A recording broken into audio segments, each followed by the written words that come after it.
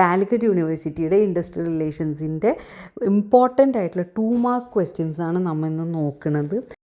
അപ്പോൾ first question, what is industrial relation? എന്താണ് industrial relation? Industrial relation എന്ന് പറഞ്ഞു കഴിഞ്ഞാൽ തൊഴിലാളികളും തൊഴിലുടമകളും അവർ തമ്മിലുള്ള ആ ഒരു റിലേഷൻഷിപ്പ്, വർക്കേഴ്സും മാനേജ്മെൻറ്റും തമ്മിലുള്ള ആ ഒരു റിലേഷൻഷിപ്പ്, അതിൽ ഉള്ള ഗവൺമെൻറ്റും പിന്നെ അതിൽ റെഗുലേറ്ററായിട്ട് ആക്ട് ചെയ്യുന്നതാണ്. അതായത് ഗവൺമെൻറ്റിൻ്റെ നിയമം പാലിച്ചുകൊണ്ടല്ലേ അവിടെ ജോലികളും കാര്യങ്ങളൊക്കെ നടക്കാം.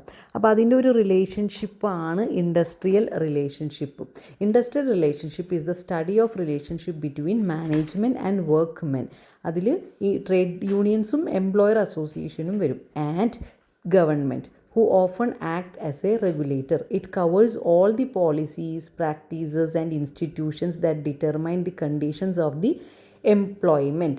3 parties involved are state government, employer and the employee trade union. ഇനി അടുത്തതാണ് what is labour administration. Labour administration എന്ന് പറഞ്ഞു കഴിഞ്ഞാൽ തൊഴിലാളികളുടെ കാര്യങ്ങളൊക്കെ കൈകാര്യം ചെയ്യില്ലേ, ആ ഒരു ഭരണ സംവിധാനമാണ് ലേബർ അഡ്മിനിസ്ട്രേഷൻ. ഗവൺമെൻറ്റിൻ്റെ നിയമങ്ങളൊക്കെ എങ്ങനെ നടപ്പിലാക്കുന്നു, അതായത് ഇപ്പോൾ ഗവൺമെൻറ്റിൻ്റെ ഒരു റൂൾ ഉണ്ടാവും, ഒരു ലേബറിന് ഒരു തൊഴിലാളിക്ക് എത്ര സമയം മുതൽ എത്ര സമയം വരെ വർക്ക് ചെയ്യണം, അങ്ങനെ പല കാര്യത്തിലും നമ്മുടെ നിയമങ്ങൾ നടപ്പിലാക്കേണ്ട രീതി ഉണ്ടല്ലോ, നിയമങ്ങളിലൂടെയാണ് ആ കമ്പനി നടന്നു പോവുക.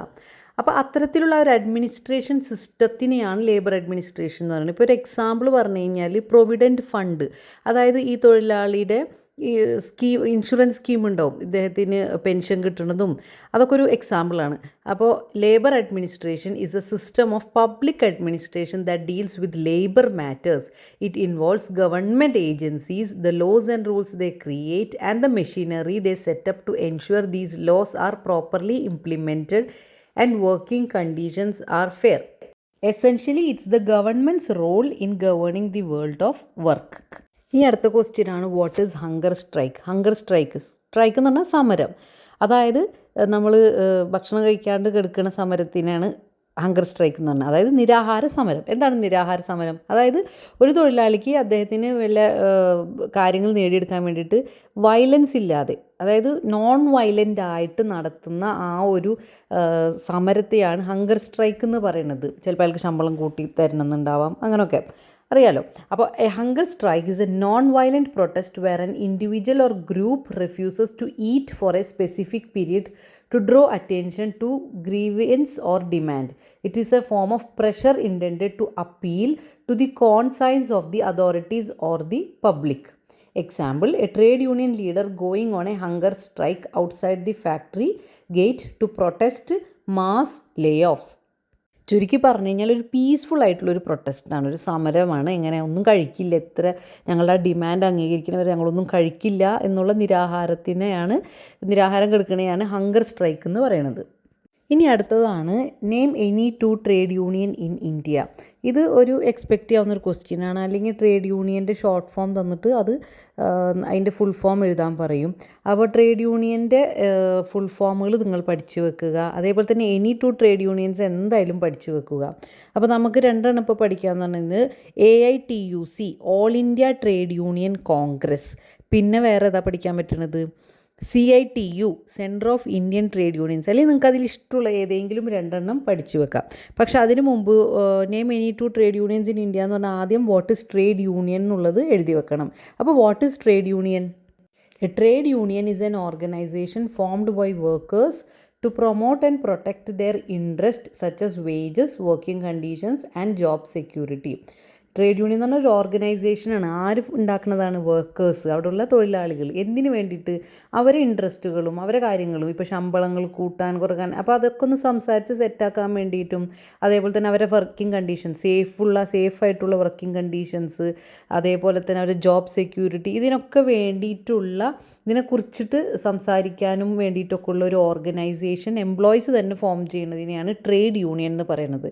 ഇതിന് ശേഷം വേണം നിങ്ങൾ ആ 2 നെയിംസ് ഓഫ് ട്രേഡ് യൂണിയൻസ് എഴുതാനും അതിൻ്റെ ഫുൾ ഫോമും എക്സ്പ്ലെയിൻ ചെയ്ത് എഴുതേണ്ടത്. ഇനി അടുത്തതാണ് explain team dynamics. Team dynamics എന്ന് പറയുമ്പോൾ ഞാൻ വേണമെങ്കിൽ ഒരു ചെറിയൊരു സിമ്പിൾ സ്റ്റോറി പറഞ്ഞുതരാം. ഒരു കൺസ്ട്രക്ഷൻ കമ്പനിയിൽ 4 വർക്കേഴ്സ് ജോലി ചെയ്യുന്നുണ്ട്. അരുൺ എന്ന് പറയുന്ന വർക്കർ വളരെ ഹെവി ആയിട്ടുള്ള കല്ലും അങ്ങനത്തെ ഹെവി ആയിട്ടുള്ള ഐറ്റംസൊക്കെ ലിഫ്റ്റ് ചെയ്യുന്ന ഒരാളാണ്. ഇത് പൊക്കി കൊണ്ടുവന്ന് വെക്കുന്ന ഒരാളാണ്. പക്ഷെ അധികം അയാൾ സംസാരിക്കുന്നില്ല. അയാൾ ഭയങ്കര ക്വയറ്റാണ്. അയാളെ പണി ചെയ്യും, നീങ്ങിപ്പോവും. അടുത്ത ആളാണ് ദേവാണെങ്കിൽ ഭയങ്കര സംസാരപ്രിയനാണ്. എപ്പോൾ നോക്കിയാലും പണിയെടുത്തുകൊണ്ടിരിക്കുമ്പോൾ സംസാരിച്ചുകൊണ്ടിരിക്കും, മറ്റുള്ളവർ ഡിസ്ട്രാക്ട് ചെയ്തുകൊണ്ടിരിക്കും. അങ്ങനത്തെ ഒരാൾ അയാളുടെ വഴി. മൂന്നാമത്തത് ഇപ്പോൾ ഒരു ചിത്ര അവിടുത്തെ ഒരു ആർക്കിടെക്റ്റാണ്. അവർ ആർക്കിടെക്റ്റിൻ്റെ പണിയും കാര്യങ്ങളൊക്കെ ആയിട്ട് ഇങ്ങനെ പോവുക. ബാക്കിയുള്ളവരായിട്ട് അധികം മിങ്കിൾ ചെയ്യില്ല. ചില സമയത്ത് കോൺഫ്ലിക്റ്റ് ഉണ്ടാവും, തർക്കങ്ങളുണ്ടാവും, അങ്ങനെയായിട്ട്. നാലാമത്തെ ഒരു വർക്കറും കൂടിയിട്ട്. അവരാണെങ്കിലോ പുതിയ ആളാണ്, പുതിയ ആളാണ്. ബെന്നിക്ക് എന്താ ചെയ്യേണ്ടതെന്നൊരു ഐഡിയ, ഒരു ക്ലാരിറ്റി ഇല്ല. അപ്പോൾ ഈ 4 പേരെ നമ്മൾ വെച്ച് നോക്കുമ്പോൾ അവിടുത്തെ ഡൈനാമിക്സ് എന്താണ്? പുവറാണ്. അതായത് അങ്ങോട്ടും ഇങ്ങോട്ടൊരു ബഹുമാനമോ റെസ്പെക്റ്റോ അപ്രിസിയേഷനോ ഒന്നുമില്ല. ഓരോരുത്തരുടെ കാര്യങ്ങൾ നോക്കിയിട്ട് പോവുക. അപ്പോൾ ആ ഒരു ടീമിൽ, ഒരു കമ്പനിയിൽ ടീമായിട്ട് നിന്നിട്ട് അവിടുത്തെ ഡൈനാമിക്സ് എന്തായിരിക്കണം? പോസിറ്റീവായിരിക്കണം. അതായത് എല്ലാവരും അങ്ങോട്ടും ഇങ്ങോട്ടും എന്താ പറയുക, ഒരു സ്ട്രെങ്ത്തായിട്ട് നിന്നിട്ട്, സപ്പോർട്ട് കൊടുത്തിട്ട് നിന്നിട്ട് വേണം ഒരു കമ്പനിയിൽ ജോലിക്കാരൊക്കെ മുന്നോട്ട് പോകേണ്ടത്. അപ്പോൾ അതിനെയാണ് പറയുന്നത് ടീം ഡൈനാമിക്സ്. അവരെങ്ങനെ ഒരുമിച്ച് നിന്ന് കാര്യങ്ങൾ ചെയ്യുന്നു എന്നുള്ളതിനാണ് ടീം ഡൈനാമിക്സ് എന്ന് ഉദ്ദേശിക്കുന്നത്. Team dynamics refers to the unseen forces and behavioural interactions that influence how a team functions, make decisions and achieve its goal. It's about the psychological roles people take on, the flow of communication and the shifting relationships within the group. അതായത് എല്ലാവരും അങ്ങോട്ടും ഇങ്ങോട്ടും തീരുമാനങ്ങൾ അങ്ങോട്ടും ഇങ്ങോട്ടും അറിയിച്ച് support കൊടുത്ത്, അതായത് നമ്മൾ പറയുന്നത് അങ്ങോട്ടും ഇങ്ങോട്ടൊക്കെ നല്ല സപ്പോർട്ടിലും കാര്യങ്ങളൊക്കെ നിൽക്കുമ്പോഴാണ് അവിടെ ഒരു അടിപൊളി ടീം ഡൈനാമിക്സ് ഉണ്ടാവുന്നത്. അപ്പോൾ അങ്ങനെ ഉണ്ടെങ്കിൽ ഒരു കമ്പനി നല്ല രീതിയിലേക്ക് മുന്നോട്ട് പോയുള്ളൂ. അപ്പോൾ ഇതാണ് ടീം ഡൈനാമിക്സ്. ഇനി അടുത്ത ക്വസ്റ്റ്യനാണ് what is Johari window. Johari window very very very important ക്വസ്റ്റ്യനാണ്. ഇതെന്തായാലും പഠിക്കാണ്ട് നിങ്ങൾ ഇൻഡസ്ട്രിയൽ റിലേഷൻസിൻ്റെ എക്സാമിന് പോകരുത്. ഇത് 5 മാർക്ക് ക്വസ്റ്റ്യനായിട്ട് 2 മാർക്ക് ക്വസ്റ്റ്യനായിട്ട് വരാവുന്നൊരു ക്വസ്റ്റ്യനാണ്. വെരി ഇമ്പോർട്ടൻ്റ് ആണ്. ജോഹരി വിൻഡോ എന്ന് പറഞ്ഞു കഴിഞ്ഞാൽ it is a psychological tool use to help people understand their relationship with themselves and others. It divides personal awareness into 4 quadrants or windows. ഇതിൻ്റെ നല്ലൊരു സ്റ്റോറി പോലെ നമ്മൾ മുന്നത്തെ ഒരു വീഡിയോയിൽ അപ്ലോഡ് ചെയ്തിട്ടുണ്ട്. ഓരോ കമ്പനിയിലുള്ള 4 ടൈപ്പ് ആൾക്കാരുടെ ആറ്റിറ്റ്യൂഡും കാര്യങ്ങളൊക്കെ വെച്ചിട്ട്. ആ വീഡിയോ കണ്ടിട്ടില്ലെങ്കിൽ പ്രീവിയസ് ഇയർ ക്വസ്റ്റ്യൻ പേപ്പറിലാണ് ആ ജോഹരി വിൻഡോൻ്റെ ഒരു ആൻസർ നല്ല സിമ്പിൾ എക്സ്പ്ലനേഷനിൽ കൊടുത്തിട്ടുണ്ട്. അതൊന്ന് പോയി കണ്ടു നോക്കുക. ഇത് സിമ്പിളായിട്ട് പറയുകയാണെങ്കിൽ ഓരോരുത്തർക്ക് ഉള്ളിൻ്റെ ഉള്ളിൽ അറിഞ്ഞിട്ടും അറിയാണ്ട് ഓരോ കഴിവുകളുണ്ടാവും. ചില കഴിവുകൾ നമുക്കറിയാം, ചില കഴിവുകൾക്ക് മറ്റുള്ളവർക്ക് നമ്മളിൽ അറിയാൻ പറ്റും. അങ്ങനെ ആ ഒരു പ്രത്യേക ഒരു സൈക്കോളജിക്കൽ ടൂളാണ് ഒരു ആളുകൾ അവരുടെ റിലേഷൻഷിപ്പ് മനസ്സിലാക്കാൻ വേണ്ടിയിട്ട് മറ്റുള്ളവരുമായിട്ട്. അതിനാണ് ജോഹരി വിൻഡോ എന്ന് പറയുന്നത്. അതിനെ ക്വാഡ്രൻസിനോ വിൻഡോസിനോ ആയിട്ടാണ് എന്ത് ചെയ്യണത്, ഡിവൈഡ് ചെയ്യണത്. 4 ക്വാഡ്രൻസ്. ആ 4 ക്വാഡ്രൻസ് എന്താ? Open area, known to self and others. Open area എന്ന് പറഞ്ഞാൽ നമ്മൾക്ക് സ്വന്തത്തിൽ അറിയാം, മറ്റുള്ളവർക്കും അറിയാം നമ്മളിലുള്ള ആ കഴിവ്. ബ്ലൈൻഡ് ഏരിയ എന്ന് പറഞ്ഞാൽ അൺനോൺ ടു സെൽഫ്, നമുക്കറിയില്ല പക്ഷെ മറ്റുള്ളവർക്ക് അതറിയാൻ കഴിയും. അതിൻ്റെ ഒരു എക്സാമ്പിൾ ഞാൻ ആ വീഡിയോയിൽ പറഞ്ഞതെന്ന് വെച്ചാൽ നഖം കടിക്കുന്ന നമ്മുടെ ഒരു സ്വഭാവം. ഇപ്പോൾ കമ്പനിയിൽ ഇരുന്നിട്ട് ഒരാളിങ്ങനെ നഖം കടിക്കുന്നു, അപ്പോൾ അത് നമ്മൾ പെട്ടെന്ന് അറിയണില്ല, അൺനോൺ ടു സെൽഫ്, പക്ഷെ മറ്റുള്ളവരത് ശ്രദ്ധിക്കുന്നുണ്ട്. അതുപോലെ തന്നെ hidden area, known to self but unknown to others. ഇപ്പോൾ ഒരു പാട്ട് പാടുന്നൊരു ക്യാരക്ടർ, ഇപ്പോൾ നമുക്കറിയാം നമ്മൾ നന്നായിട്ട് പാടുന്നു, പക്ഷെ നമ്മൾ എപ്പോഴും ആരും മുന്നിൽ പാടാത്തത് കൊണ്ട് മറ്റുള്ളവർക്കത് അറിയില്ല, അൺനോൺ ടു അതേഴ്സ്. അതാണ് ഹിഡൻ ഏരിയ. ഇനി അൺനോൺ ഏരിയ ഉണ്ട്, unknown to self and others. നമുക്കും അറിയില്ല, മറ്റുള്ളവർക്കും അറിയില്ല നമ്മളിൽ ഇങ്ങനെയുള്ളൊരു കഴിവുണ്ട് എന്നുള്ളത്. അപ്പോൾ അതുപോലെ 4 ക്വാഡ്രൻസ് ഓർ വിൻഡോസ് ആണ് ജോഹരി വിൻഡോയിലുള്ളത്. ഇനി explain employee state insurance fund. എന്താണ് ഇൻഷുറൻസ് ഫണ്ട് എന്ന് പറഞ്ഞാൽ തന്നെ നമുക്ക് മനസ്സിലാവുമല്ലോ. അത് ഈ സ്റ്റേറ്റ് ഇൻഷുറൻസ് ഫണ്ട് ESI എന്ന് പറഞ്ഞു കഴിഞ്ഞാൽ കമ്പൽസറി ആയിട്ട് നിർബന്ധമായിട്ടും എടുക്കേണ്ട ഒരു സ്കീമാണ്. ഹെൽത്ത് ഇൻഷുറൻസ് ഇന്ത്യൻ എംപ്ലോയീസ്, അതായത് വർക്കേഴ്സിന് നമ്മുടെ ഇവിടെ കമ്പനികളിൽ 10 അതിൽ കൂടുതലോ എംപ്ലോയീസ് വർക്ക് ചെയ്യുന്ന ഒരു കമ്പനിയിൽ നിർബന്ധമായിട്ട് എടുക്കേണ്ട ഒരു ഇൻഷുറൻസാണ്, health ഇൻഷുറൻസാണ്.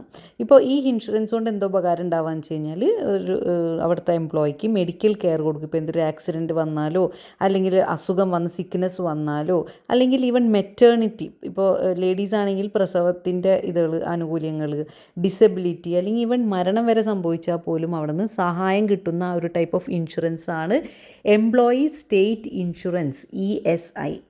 The Employee State Insurance ESI Fund is a compulsory social security and health insurance scheme for Indian employees working in organization with 10 or more employees. The fund is financed by contributions from both the employee and the employer.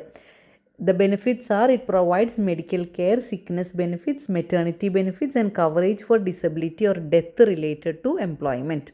For example, if an employee gets sick and can't work, the ESI fund provides a portion of their wages and free medical treatment at ESI hospitals.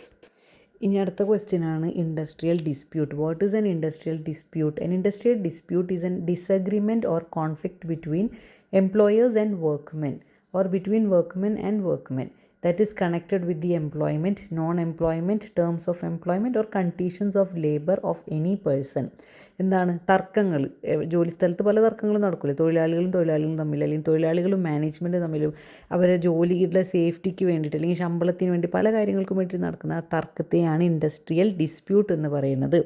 ഇനി define industrial dispute എന്നുള്ള ചോദ്യമാണ് വരുന്നതെന്നുണ്ടെങ്കിൽ നിങ്ങൾ നിർബന്ധമായിട്ടും according to ആരെങ്കിലും പറഞ്ഞൊരു സംഭവം വെച്ചിട്ട് വേണം ആൻസർ കൊടുക്കാനായിട്ട്.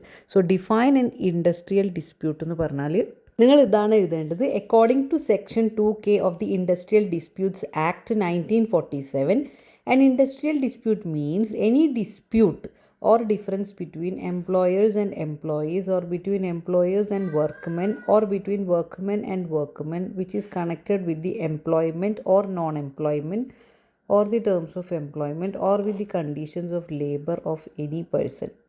ഇനി അടുത്ത ക്വസ്റ്റ്യൻ ആണ് വാട്ട് ഈസ് കോൺസീലിയേഷൻ. കോൺസീലിയേഷൻ എന്ന് പറഞ്ഞു കഴിഞ്ഞാൽ തൊഴിൽ തർക്കങ്ങൾ വരൂലേ, അവിടെ തൊഴിൽ തർക്കങ്ങൾ വരുമ്പോൾ ഗവൺമെൻറ് തന്നെ ഒരാളെ നിയോഗിക്കും, ഒരു തേർഡ് പാർട്ടിയെ നിയോഗിക്കും, അവിടുത്തെ തർക്കങ്ങളൊക്കെ ക്ലിയർ ആക്കാനും അവരായിട്ട് സംസാരിച്ച് കാര്യങ്ങളൊക്കെ സെറ്റിൽ ചെയ്യാൻ വേണ്ടിയിട്ട്. അതിനെയാണ് പറയുക കോൺസീലിയേഷൻ. ഒരു പ്രോസസ്സാണ്. Conciliation is a process of settling industrial disputes where a neutral third party, ആ തേർഡ് പാർട്ടിനാണ് കോൺസിലിയേറ്റർ എന്ന് പറയുന്നത്, is appointed by the government to mediate between the employer and the workers. The conciliator's role is to help the two parties meet, discuss and voluntarily arrive at mutually acceptable agreement. The conciliator does not give a binding judgment. ഇനി അടുത്തതാണ് what is MGNREGA. It stands for Mahatma Gandhi national rural employment guarantee act. അതായത് ഗ്രാമങ്ങളിലുള്ള ഏരിയകളിലൊക്കെ ഒരു പ്രായപൂർത്തിയായിട്ടുള്ള ആൾക്ക് 100 ദിവസത്തെ കൂലിയോട് കൂടിയിട്ട്, അതായത് ശമ്പളത്തോടു കൂടിയിട്ടുള്ള ഒരു തൊഴിൽ നൽകുന്ന ഒരു എന്താ പറയുക ഒരു പദ്ധതിയാണ് ഈ MGNREGA. അതായത് it is a Indian social security and public work program that aims to enhance livelihood security in rural areas by guaranteeing 100 days of wage employment in a financial year to every household whose adult members volunteer to do unskilled manual work. ഒരു സാമ്പത്തിക വർഷത്തിൽ 100 ദിവസത്തെ ജോലിയെങ്കിലും ശമ്പളത്തോടു കൂടിയിട്ടുള്ള ജോലിയെങ്കിലും കൊടുക്കുന്ന ഒരു പദ്ധതിയാണിത്. Okay. ഇനി അടുത്തത് what is works committee. Committee എന്ന് തന്നെ പറഞ്ഞാൽ തന്നെ നിങ്ങൾക്കറിയാമല്ലോ, ഇങ്ങനെ ഗ്രൂപ്പായിട്ട് നിന്നിട്ട് യോഗങ്ങളൊക്കെ കൂടിയിട്ട് ചർച്ച ചെയ്ത് തീരുമാനിക്കുന്ന സമയത്തിനാണ് നമ്മൾ കമ്മിറ്റി എന്ന് പറയുന്നത്. അപ്പോൾ വർക്ക് കമ്മിറ്റി എന്ന് പറഞ്ഞു കഴിഞ്ഞാൽ ഒരു കമ്പനിയിൽ 100-100-ലധികമോ ഉള്ള വർക്കേഴ്സ് തൊഴിലാളികൾ വരുന്ന ഒരു കമ്പനിയിൽ ഒരു നിയമപരമായിട്ട് സ്റ്റാറ്റ്യൂട്ടറി, അതായത് അവിടെ എന്തെങ്കിലും പ്രശ്നങ്ങളോ കാര്യങ്ങളൊക്കെ വന്നു കഴിഞ്ഞ് കഴിഞ്ഞാൽ അത് പരിഹരിച്ച് ഒത്തുതീർപ്പൊക്കെ ആക്കി പോകാൻ വേണ്ടിയിട്ട് ഫോം ചെയ്യുന്നതിനെയാണ് വർക്ക്സ് കമ്മിറ്റി എന്ന് പറയുന്നത്. Works committee it is statutory body which is required by law under the Industrial Disputes Act 1947, constituted within an industrial establishment that employs 100 or more workmen. It consists of an equal number of representatives from the employers and the workmen. അതായത് തൊഴിലാളികളിൽ നിന്നും ഉള്ള അംഗങ്ങൾ, അതേപോലെ തന്നെ മാനേജ്മെൻറ്റിൽ നിന്നുള്ള അംഗങ്ങളും choose ചെയ്യുന്നത് എന്തായിരിക്കണം, സെയിം ആയിരിക്കണം. ഇപ്പുറത്ത് 10 തൊഴിലാളികളാണ് ചൂസ് ചെയ്യുന്നുണ്ടെങ്കിൽ അപ്പുറത്ത് മാനേജ്മെൻറ്റിൽ നിന്ന് എന്തായിരിക്കണം 10 പേര്. അങ്ങനെ ഒരു കണക്ക് പ്രകാരമായിരിക്കണം ഈ കമ്മിറ്റി ഉണ്ടാക്കേണ്ടത്. What is labour turnover. Labour turn over എന്ന് പറഞ്ഞാൽ എന്താ, ഒരു കമ്പനിയിൽ എത്ര ശതമാനം എംപ്ലോയീസ് അവിടെ ജോലി ഉപേക്ഷിച്ച് പോകുന്നു എന്നുള്ളതിൻ്റെ ഒരു നിരക്കാണ് labour turnover. Labour turnover is the rate at which employees leave N organisation or replaced over A specific period.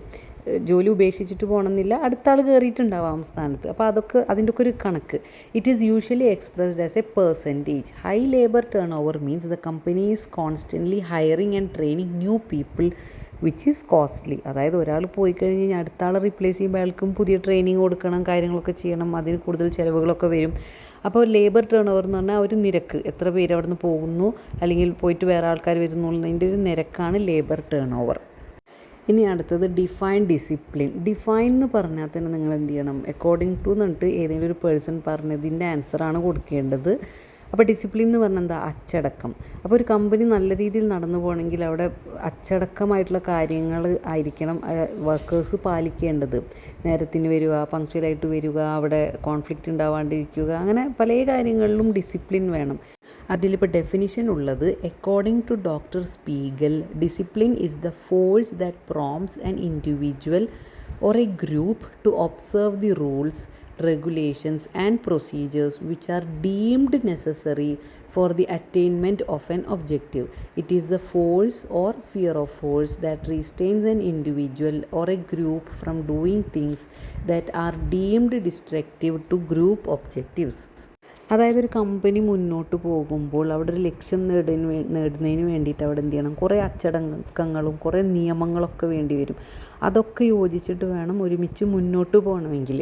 ഇപ്പോൾ ഒരു കമ്പനിയുടെ സേഫ്റ്റി മെഷേഴ്സ്, അതായത് അവിടെ സേഫ്റ്റി ആയിട്ടുള്ള കാര്യങ്ങൾ, ഇപ്പോൾ ഒരു ഹെൽമെറ്റ് വെച്ചിട്ട് കൺസ്ട്രക്ഷൻ്റെ സ്ഥലത്ത് ഹെൽമെറ്റ് വെക്കുക എന്നുള്ളത് ഒരു സേഫ്റ്റി മെഷറാണ്. അത് നിർബന്ധമായിട്ടൊരു വർക്കർ പാലിക്കണം.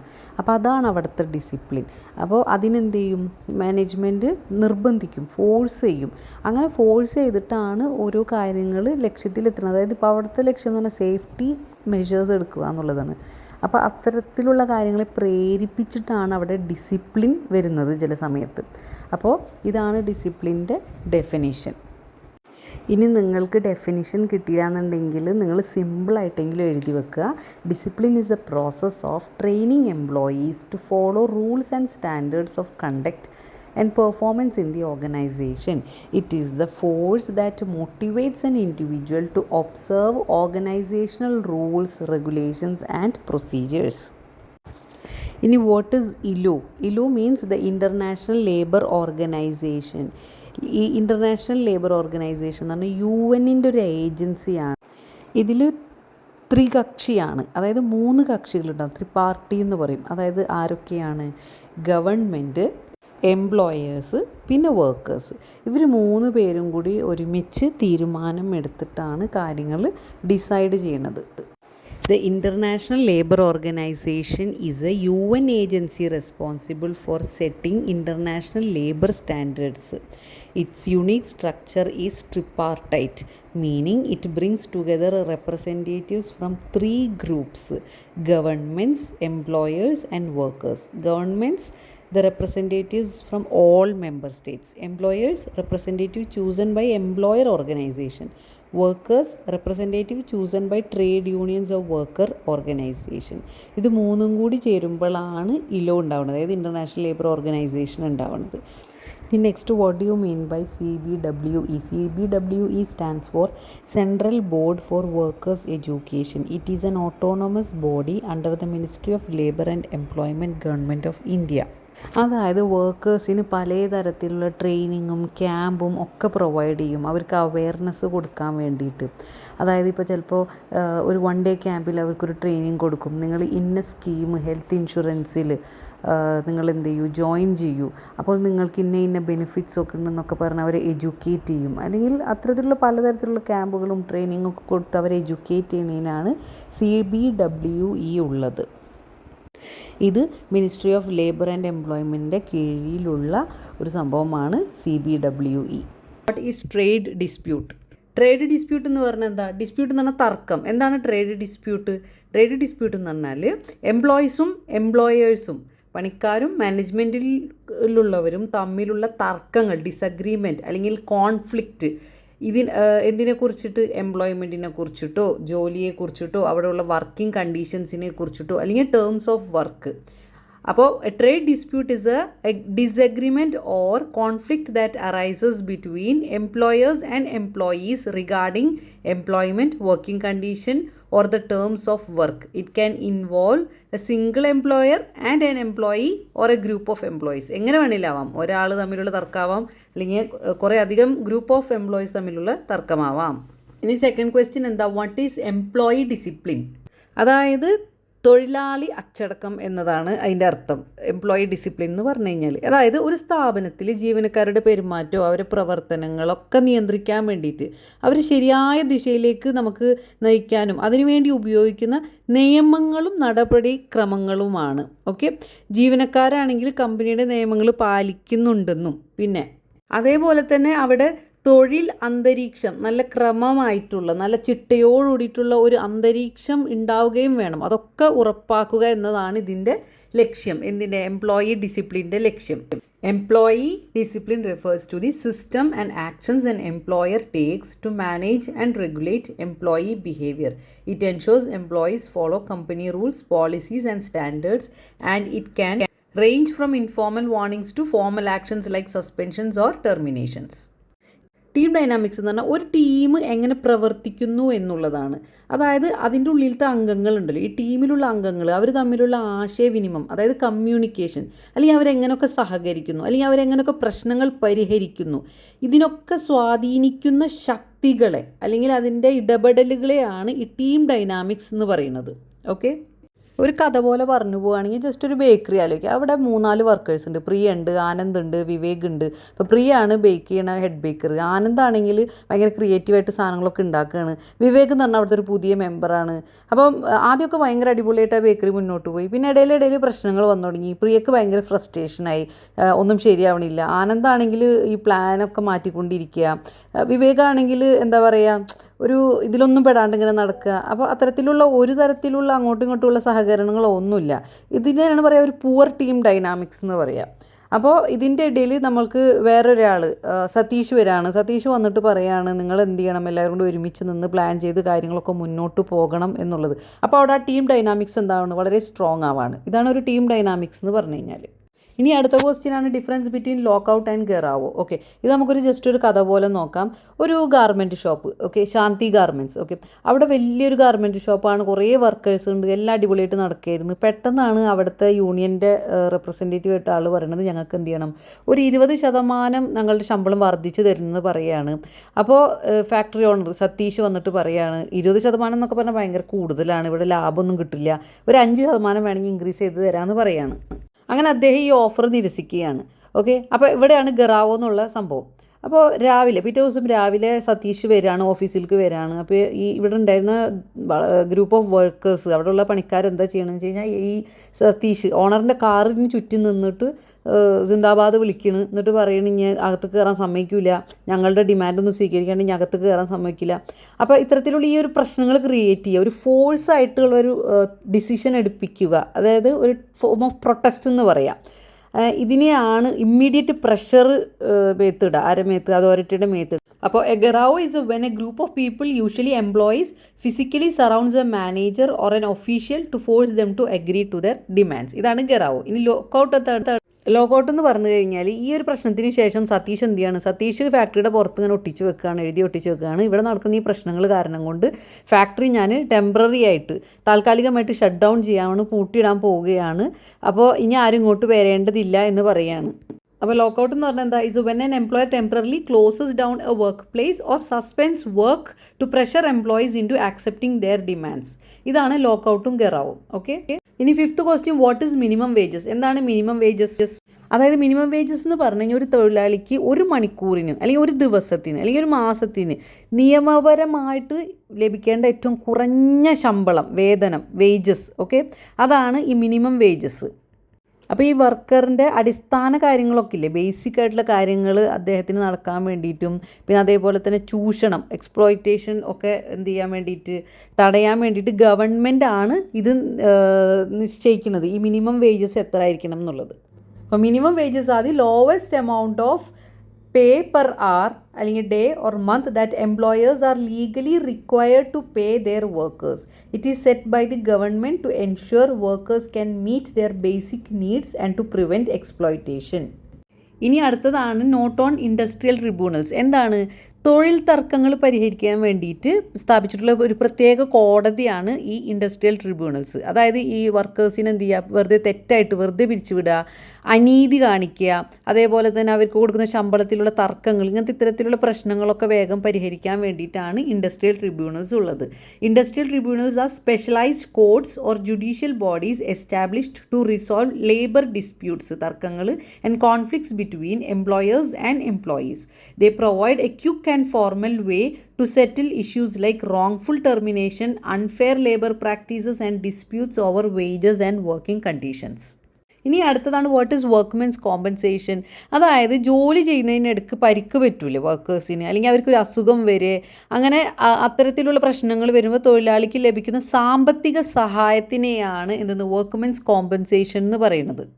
ഇതിൽ വരുന്നതെന്ന് വെച്ച് കഴിഞ്ഞാൽ അവർക്ക് ഹോസ്പിറ്റലിൽ വരുന്ന ചികിത്സാ ചിലവുകൾ, അല്ലെങ്കിൽ നഷ്ടപ്പെട്ടു പോയ ശമ്പളം, അല്ലെങ്കിൽ ഇനി വന്നിട്ട് വൈകല്യം വരുന്നതായിരിക്കും അവിടെ നിന്ന് വെച്ചിട്ടൊരു ആക്സിഡൻറ്റ് സംഭവിച്ചിട്ട്, അപ്പോൾ അതിന് വേണ്ടിയിട്ടുള്ള ആനുകൂല്യങ്ങൾ ഇതൊക്കെ കിട്ടും. അപ്പോൾ workmen's compensation is a type of insurance that provides financial benefits to employees who are insured or become ill as direct result of their job.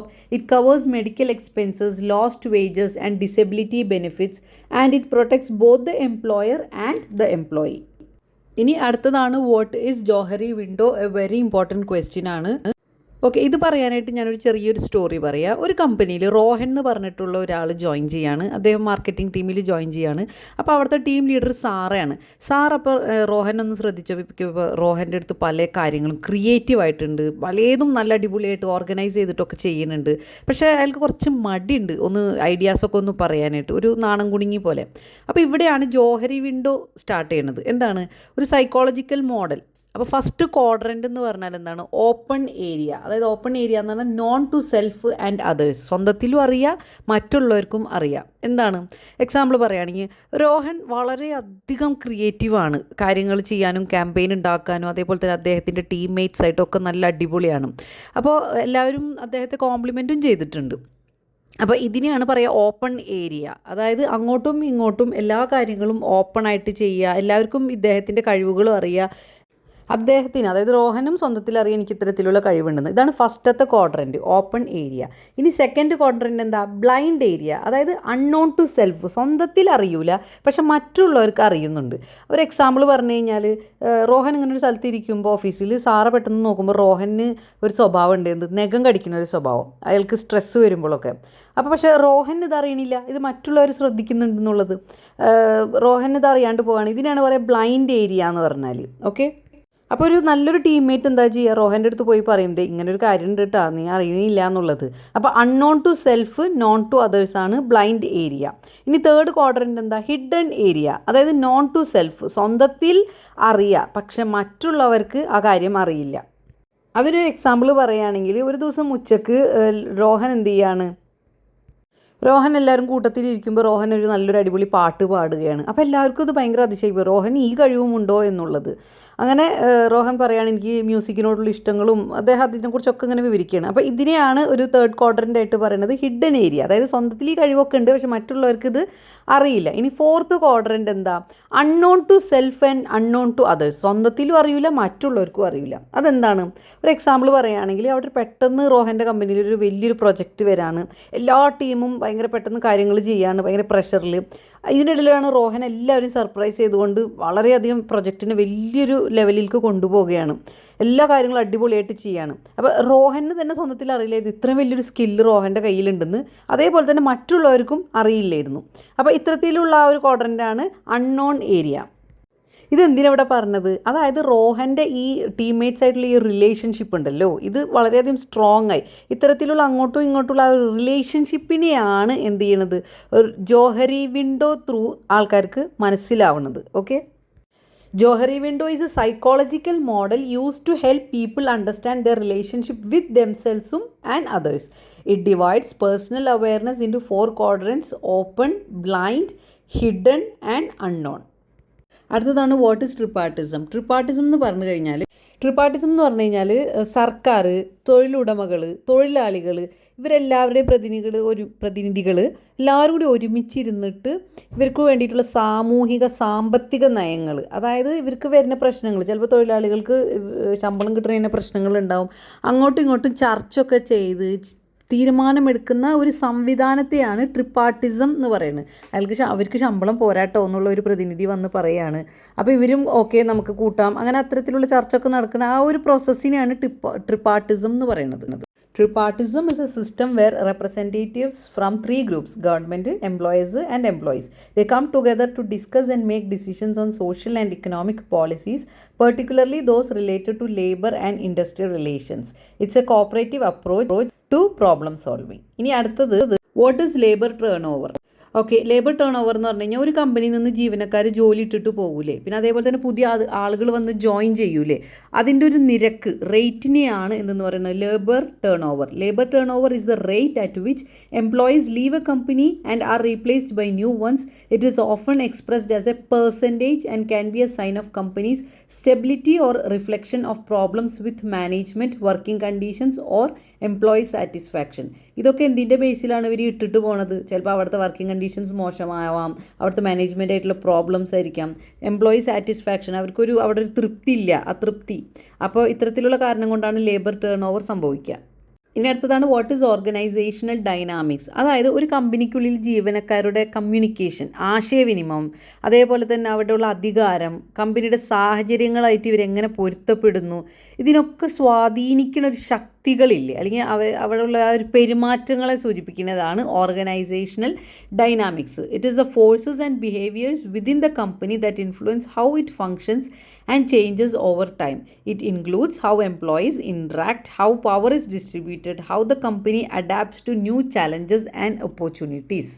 ഇനി അടുത്തതാണ് വാട്ട് ഈസ് മെൻ ബൈ കോൺസീലിയേഷൻ. കോൺസീലിയേഷൻ എന്ന് പറഞ്ഞു കഴിഞ്ഞാൽ രണ്ട് പേര് തമ്മിൽ ഈ കമ്പനിയിൽ തർക്കങ്ങൾ വരൂലേ, അപ്പോൾ അവിടെ ഒരു മൂന്നാമതൊരാൾ വരാണ് കോൺസിലിയേറ്റർ.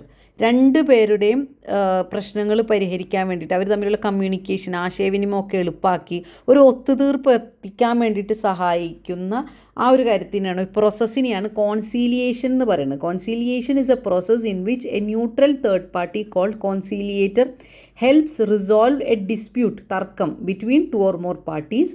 The conciliator meets with both sides to facilitate communication, explore options and guide them towards a voluntary agreement. ഇനി അടുത്തതാണ് ഹൂ ആർ ഷോപ്പ് സ്റ്റുവേർഡ്സ്. ആരാണ് അവരെന്ന് പറഞ്ഞു കഴിഞ്ഞാൽ, ഷോപ്പ് സ്റ്റുവേർഡ്സ് എന്ന് പറഞ്ഞു കഴിഞ്ഞാൽ ഒരു കമ്പനിയിൽ തൊഴിലാളി യൂണിയൻ്റെ റെപ്രസെൻറ്റേറ്റീവായിട്ട്, അതായത് അവർ ഒരു പ്രതിനിധിനെ തിരഞ്ഞെടുക്കുകയാണ്. ഇവരെന്താ ചെയ്യുക, ഈ തൊഴിലാളി യൂണിയനും തമ്മിലുള്ള ഒരു കണ്ണിയായിട്ട് ഇവരിങ്ങനെ നിൽക്കണം. ആരായിട്ട്? തൊഴിലുടമ, അതായത് മാനേജ്മെൻറ്റായിട്ടോ അല്ലെങ്കിൽ തൊഴിലാളികളായിട്ടോ അതിൻ്റെ ഇടയിലൊക്കെ നിന്നിട്ട് പ്രശ്നങ്ങൾ സംസാരിച്ച് തീർക്കാൻ വേണ്ടി നിൽക്കുന്ന അവരെയാണ് ഷോപ്പ് സ്റ്റുവേർഡ്സ് എന്ന് പറയുന്നത്. എന്നിട്ട് കളക്റ്റീവ് ബാർഗെയിനിങ് നടത്താണ്. എന്താണ് കളക്റ്റീവ് ബാർഗെയിനിങ്? അതായത് ഇവർ ഒരുമിച്ച് ഇരുന്ന് സംസാരിച്ച് ചർച്ച ചെയ്ത് അവിടുത്തെ പ്രശ്നങ്ങളൊക്കെ പരിഹരിക്കുന്നതിനാണ് കളക്റ്റീവ് ബാർഗെയിനിങ് എന്ന് പറയുന്നത്. അപ്പോൾ അത്തരത്തിലുള്ള ഒരു പ്രതിനിധി, റെപ്രസെൻറ്റേറ്റീവിനെയാണ് എന്തെന്ന് പറയുന്നത് ഷോപ്പ് സ്റ്റുവേർഡ്സ്. ഇനി അടുത്തതാണ് what is collective bargaining. Very important question ആണ്. കളക്റ്റീവ് ബാർഗെയിനിങ് എന്ന് പറഞ്ഞു കഴിഞ്ഞാൽ തൊഴിലാളികളുടെ ഒരു കൂട്ടവും അതേപോലെ തന്നെ യൂണിയനും ഇവരെല്ലാം കൂടി ഇരുന്നിട്ട് ജോലി സമയമോ അല്ലെങ്കിൽ അവിടുത്തെ കിട്ടുന്ന ആനുകൂല്യങ്ങളോ അല്ലെങ്കിൽ അവിടെ കിട്ടുന്ന ശമ്പളത്തെക്കുറിച്ചോ ഇതിലൊക്കെ കൂടി ഇരുന്ന് ചർച്ച ചെയ്ത് ഒരു കരാറിലെത്തുകയാണ്. അത്തരത്തിലുള്ളൊരു പ്രക്രിയ, ഒരു പ്രോസസ്സിനെയാണ് പറയുന്നത് collective bargaining. Collective bargaining is a negotiation process between employers and group of employees. ഈ എംപ്ലോയീസ് എന്ന് പറഞ്ഞു കഴിഞ്ഞാൽ usually represented by the trade union to agree on terms of employment. It covers the issues like wages, working hours, benefits and working conditions. ഇനി അടുത്തതാണ് what is bonus. എന്താണ് bonus? Bonus എന്ന് പറഞ്ഞു കഴിഞ്ഞാൽ ജീവനക്കാർക്ക് അവരുടെ ശമ്പളത്തിന് പുറമെ നൽകുന്ന അധികമായിട്ടുള്ളൊരു പ്രതിഫലമില്ലേ, ബോണസ് കിട്ടിയിട്ടാ, ഓണത്തിന് ബോണസ് കിട്ടിയിട്ടാ എന്നൊക്കെ പറയില്ലേ. അപ്പോൾ ചിലപ്പോൾ എന്തുകൊണ്ടായിരിക്കും ബോണസ് കിട്ടുക? ചിലപ്പോൾ അവരുടെ ഒരു മികച്ച പ്രകടനം, അവർ നല്ല അടിപൊളിയായിട്ട് കാര്യങ്ങളൊക്കെ ചെയ്യുക, അല്ലെങ്കിൽ കമ്പനിക്ക് കൂടുതൽ ലാഭം, പ്രോഫിറ്റ് ഉണ്ടാവുക, അല്ലെങ്കിൽ പ്രത്യേകം എന്തെങ്കിലും ഒരു കാര്യം നേടിക്കഴിഞ്ഞ് കഴിഞ്ഞാൽ കമ്പനി ബോണസ് കൊടുക്കും. അപ്പോൾ അത്തരത്തിലുള്ള ഒരു അഡീഷണൽ പേയ്മെൻറ്റിനെയാണ് ബോണസ് എന്ന് പറയുന്നത്. Bonus is an additional payment or reward given to an employee in addition to their regular salary. It is often a way to recognize good good performance, share company profits, or reward employees for achieving specific goals. ഇനി അടുത്തതാണ് what is picketing. Picketing എന്ന് പറഞ്ഞു കഴിഞ്ഞാൽ കമ്പനിയുടെ പുറത്ത് കവാടത്തിൻ്റെ അടുത്ത് കുറേ വർക്കേഴ്സൊക്കെ നിന്ന് സമരം ചെയ്ത് അത്തരത്തിൽ നടത്തുന്ന ഒരു കാര്യത്തിനാണ് പിക്കറ്റിംഗ് എന്ന് പറയുന്നത്. അതായത് ശമ്പളം കൂട്ടിത്തരിക, അങ്ങനെ ഡിമാൻഡൊക്കെ വെക്കില്ലേ, അതിനാണ് പിക്കറ്റിംഗ് എന്ന് പറയുന്നത്. Picketing is A form of protest where striking workers or union members stand outside a workplace to discourage other workers, customers or suppliers from entering. It is used to show support for a strike and put pressure on the employer. ഇനി അടുത്തതാണ് what is national tribunal adjudication in industrial disputes. അതായത് തൊഴിൽ തർക്കങ്ങൾ പരിഹരിക്കാൻ വേണ്ടിയിട്ട് കേന്ദ്ര സർക്കാർ, central government നിയോഗിക്കുന്ന ഒരു ടോപ്പ് ലെവലിലുള്ള നീതിന്യായ സമിതിയാണ് ഇത്. അപ്പോൾ ഇവിടെ എന്താണെന്ന് വെച്ച് കഴിഞ്ഞാൽ തർക്കങ്ങളൊക്കെ പരിഹരിച്ചു കൊടുക്കും, കേസസും കാര്യങ്ങളൊക്കെ നടത്തി കൊടുക്കും. ഇനി അടുത്തത് എക്സ്പ്ലെയിൻ ട്രിപാർട്ടൈറ്റ് ആൻഡ് ബൈപാർട്ടൈറ്റ് ബോഡീസ് ആണ്. ബൈപാർട്ട് എന്ന് പറഞ്ഞാൽ ബൈ എന്ന് പറഞ്ഞാൽ തന്നെ അറിയാലോ, ടു. അതായത് ബൈപാർട്ടൈറ്റ് ബോഡീസ് എന്ന് പറഞ്ഞു കഴിഞ്ഞാൽ രണ്ട് പേര്, അതായത് എംപ്ലോയേഴ്സും എംപ്ലോയീസും, ജോലിക്കാരും മാനേജ്മെൻറ്റും തമ്മിൽ എന്തെങ്കിലും ഒരു പ്രശ്നം വന്നു കഴിഞ്ഞാൽ അവർ ഡയറക്റ്റ്ലി അവർ തന്നെ തീർക്കണതിനാണ് ബൈപാർട്ടൈറ്റ് ബോഡീസ് എന്ന് പറയുന്നത്. ഇനി ട്രൈപാർട്ടൈറ്റ് എന്താണ്? മൂന്നാമതൊരാൾ, തേർഡ് പാർട്ടി വരും. അതാരായിരിക്കും? ഗവൺമെൻറ് ആയിരിക്കും വരിക. ഇവരുടെ ഇടയിൽ, എംപ്ലോയീസിൻ്റെ ഇടയിലും, എന്നിട്ട് അവരുടെ തർക്കങ്ങളെല്ലാം പരിഹരിച്ചു കൊടുക്കുന്നതിനെയാണ് ട്രൈപാർട്ടൈറ്റ് ബൈപാർട്ടൈറ്റ് ബോഡീസ് എന്ന് പറയുന്നത്. ഇനി അടുത്തതാണ് what you mean by federation. Federation എന്ന് പറഞ്ഞു കഴിഞ്ഞാൽ group of smaller independent trade unions that join together to form a large, more powerful organization. This allows them to have stronger voice and more influence in negotiations and political matters. അതായത് trade unions, independent ആയിട്ടുള്ള trade unions എന്ത് ചെയ്യും, കൂടുതൽ ഗ്രൂപ്പ്സായിട്ട് join ചെയ്തിട്ട് larger ഗ്രൂപ്പായിട്ട് മാറും, ഒരു more powerful ആയിട്ടുള്ള ഒരു ഓർഗനൈസേഷനായിട്ട് മാറും. ഇതുകൊണ്ട് എന്താണെന്ന് വെച്ച് കഴിഞ്ഞാൽ they will have stronger voice. അതുപോലെ തന്നെ പൊളിറ്റിക്കൽ മാറ്ററിൽ കൂടുതൽ സ്വാധീനം ചെലുത്താൻ പറ്റും. ഇനി അടുത്ത ക്വസ്റ്റ്യനാണ് who is A labour welfare officer. ആരാണ്? He is a professional appointed by an organization to look after the welfare of its employees. Their duties include ensuring safe working conditions, managing social security benefits, and resolving personal and professional issues of the workers. വർക്കേഴ്സിൻ്റെ വെൽഫെയറിന് വേണ്ടിയിട്ട് നിയോഗിക്കുന്ന ഒരാളാണ് labour officer. ഇനി അടുത്താണ് what is reformist union. Reformist union എന്ന് പറഞ്ഞു കഴിഞ്ഞ് കഴിഞ്ഞാൽ ഒരു തൊഴിലാളി സംഘടനയാണ്. ഇവരുടെ പ്രധാന ലക്ഷ്യം എന്ന് പറഞ്ഞു കഴിഞ്ഞാൽ കൂടുതൽ ശമ്പളം, കൂടുതൽ മെച്ചപ്പെട്ട ജോലിയുടെ രീതികൾ, ഇതൊക്കെ കളക്റ്റീവ് ബാർഗൈനിങ്ങിൽ കൂടെ സംസാരിച്ച്, കളക്റ്റീവ് ബാർഗൈനിങ് എന്ന് എന്താണ്, ട്രേഡ് യൂണിയനായിട്ടും മറ്റും കൂടെ ഇരുന്നിട്ട് സംസാരിച്ചിട്ട് ഒരു ഒത്തുതീർപ്പാവുന്നതിനാണ് കളക്റ്റീവ് ബാർഗൈനിങ് എന്ന് പറയുന്നത്. അപ്പോൾ അതുപോലെ ഇരുന്ന് ഇവരുടെ എല്ലാ കാര്യങ്ങളും, എംപ്ലോയീസിൻ്റെ എല്ലാ കാര്യങ്ങളൊക്കെ ഇരുന്ന് സംസാരിച്ച് കാര്യങ്ങളൊക്കെ ചെയ്യുന്ന യൂണിയനാണ് റിഫോമിസ്റ്റ് യൂണിയൻ എന്ന് പറയുന്നത്. അപ്പോൾ ഇതാണ് ഇൻഡസ്ട്രിയൽ റിലേഷൻസിൻ്റെ ഇമ്പോർട്ടൻറ്റ് 2 മാർക്ക് ക്വസ്റ്റ്യൻസ്. ഇത് കംപ്ലീറ്റ് പഠിച്ചു പോയാൽ തന്നെ നിങ്ങൾക്ക് 2 മാർക്കൊക്കെ ആൻസർ ചെയ്യാൻ പറ്റും. അപ്പോൾ നിങ്ങൾക്ക് വീഡിയോ ഹെൽപ്ഫുള്ളായിട്ടുണ്ടെങ്കിൽ എന്തായാലും കമൻറ്റ് ചെയ്യുക. പിന്നെ അതുപോലെ തന്നെ നിങ്ങളുടെ ഫ്രണ്ട്സിനും കൂടിയിട്ട് ഒന്ന് അയച്ചൊക്കെ കൊടുക്കുക. എല്ലാവരും എക്സാം നല്ലപോലെ അറ്റൻഡ് ചെയ്യുക. Okay, good luck.